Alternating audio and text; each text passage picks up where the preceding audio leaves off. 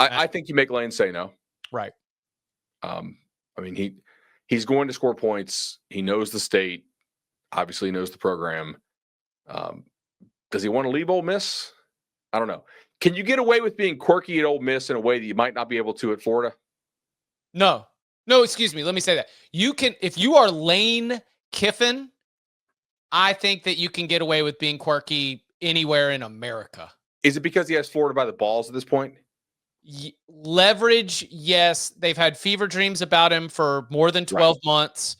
And I just really think that he's hit that point in his, I mean, you got Miss Terry. Like Miss Terry is up on College Game Day, and Miss Terry's like, well, what about our baby coaches like Kirby and Lane?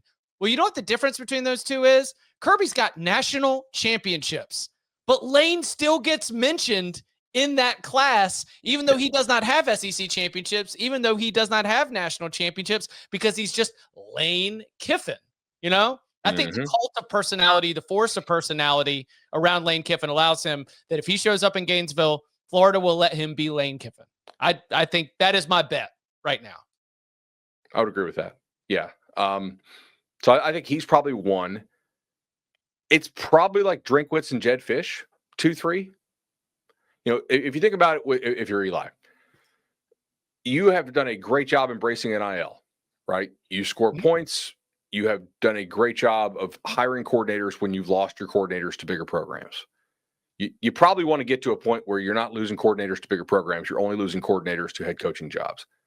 I also think it's worth pointing out, much like some of these guys who were early adopters of the portal and now other teams have caught up both in terms of portal hunting and in terms of increased retention, Missouri and Eli were really like on the forefront of NIL use and NIL adoption, right? And being creative in that and being willing to spend and not pretend like there's pearl clutching and all this kind of stuff.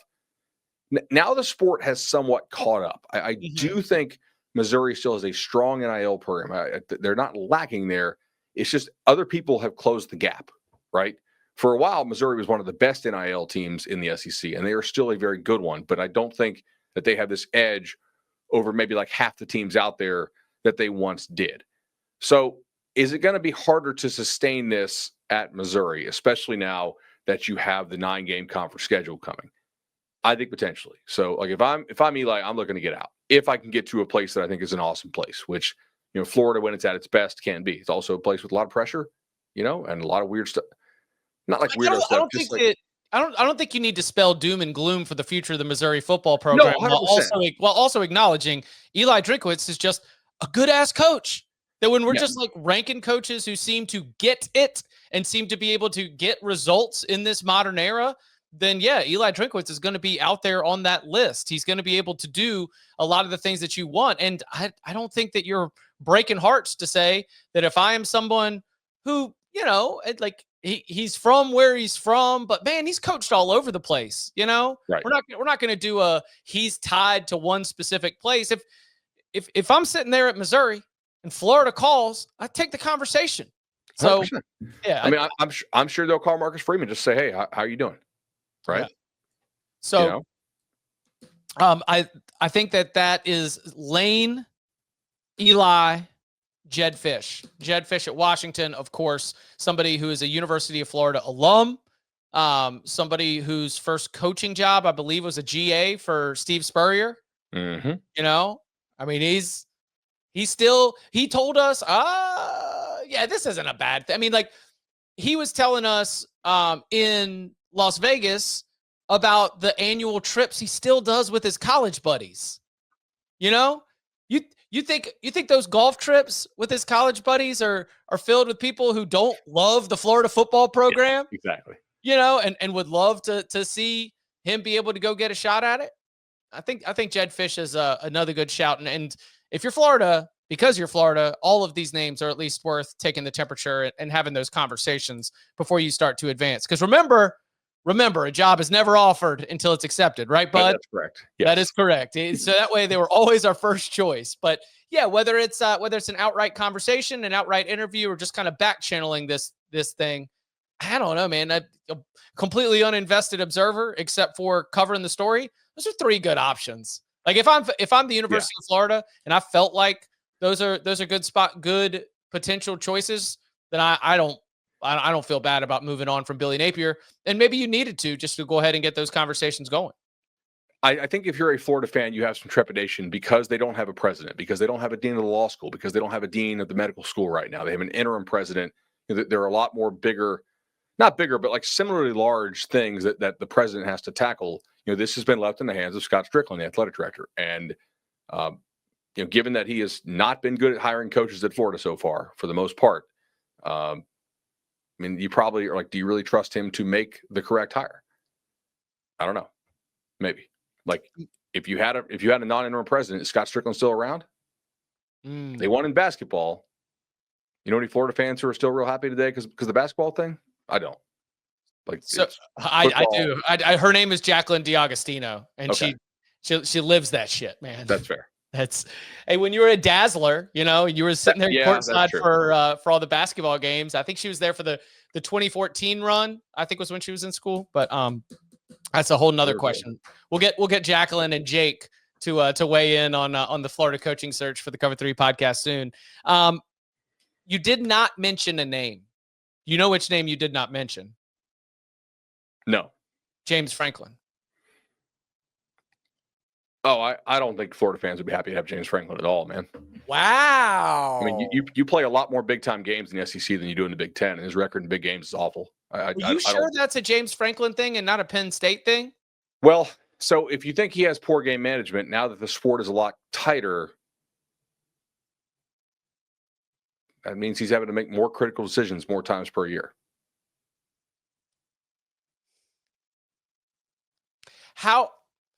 I thought that we had come to a point with James Franklin that the big game James sticks because there is still a win-loss record, but I do not remember in the last 3 years as many just truly baffling decisions made by James Franklin. Conservative, yeah. Sure.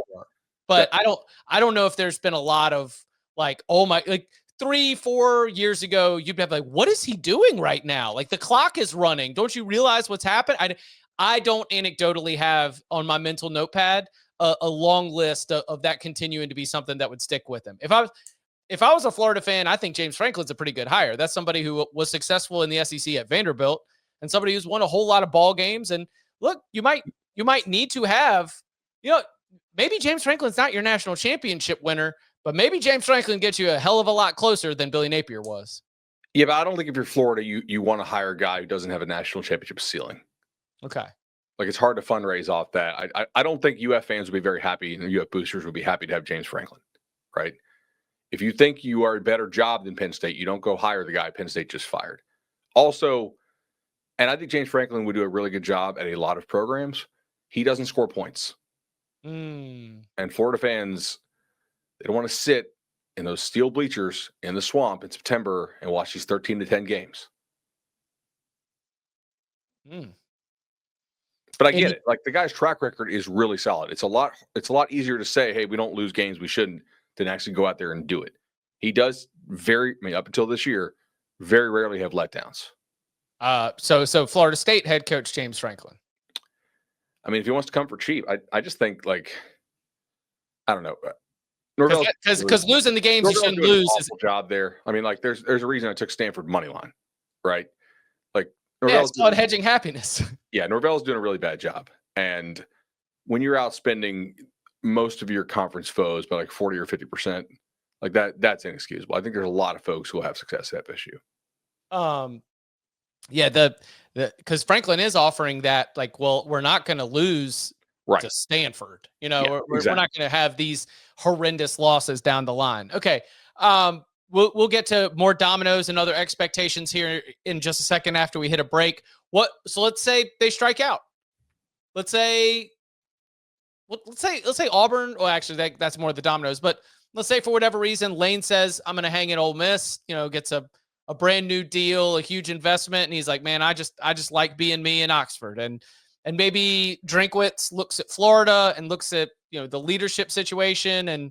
Then all of a sudden says, well, there's other jobs that are open and I think I would be a better fit, or I would like going somewhere else. And maybe Jedd Fisch goes to the NFL, or if maybe there's another job out there that does end up, being a little bit more attractive. So what does it go? Where does it go after that?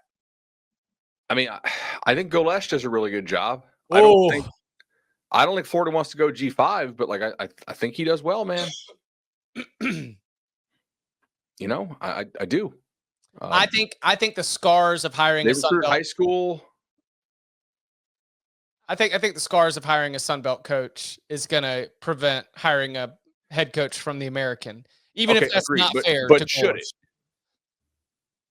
But should it? Mm. Like, do you think that's a smart way to go about things? No, I don't. Agreed. Because you know what? Once upon a time, Urban Meyer was a Group of 5 coach too, guys. I know. And Steve Spurrier was at Duke, which really just should have been a G5 program for all intents and purposes. Like when they took Spurrier from Duke, Duke was literally moving their home games against FSU and taking a check to move them to neutral sites.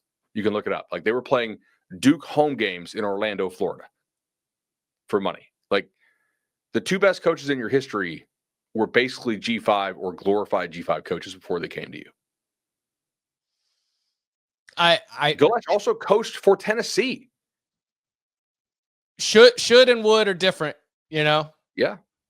So all right, let's hit a break and then you take a look at Lashley. Like I'm trying to think of like other guys here. Like Lashley would be interesting. I don't think SMU is going to let him go. I mean, I think Summerall is really good, to be honest. But again, they're not going to go G5 for Louisiana. It's just too on the nose for what they did with Billy. Lane Kiffin, James Franklin, Jedd Fisch, Eli Drinkwitz, Marcus Freeman. I'm with you on the you call. You call Jeff Brom. Rhett Lashley. What about Brent Key? Yeah, probably. I think Key does a really good job in the underdog role. Georgia Tech's not a real easy place to win at. He's doing a nice job there. My question with Brent Key is, like, is he the best coach on that staff or is it Buster? Like, am I getting Buster? Is Buster the secret sauce there? Because I think it might be. It's a good question. And I think Brent's a good coach. I do. But, like, if you could take one coach off that staff, who are you taking? Because I'm taking Buster. I don't know. Brent Key kind of seems like a tone setter for the program, but that's, you know. Oh, yeah. No, and like he talks about it. Like he's got a bunch of big people on staff. Like he wants to have, big physical guys. All right. Let's hit a break and then we'll do some domino predictions. Coming up on the other side. So Florida's open. Penn State's open. Who's next? What are we on the lookout for? And more next.